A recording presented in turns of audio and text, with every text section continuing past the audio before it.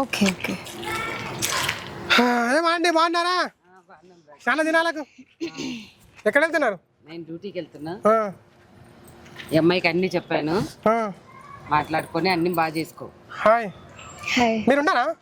ఉన్నారా మీరు? Duty time అయితే నేను అరే ఉన్నానా అండి, మాట్లాడడానికి వెళ్ళిపోదు కానీ. నేను అన్ని చెప్పానులే అమ్మాయికి. చెప్పారా?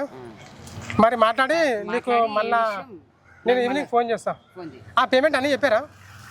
నేను అన్ని చెప్పాను, నువ్వు తర్వాత నాతో మాట్లాడు. సరే ఓకే రైట్. ఓకే. మీరు వెళ్ళండి.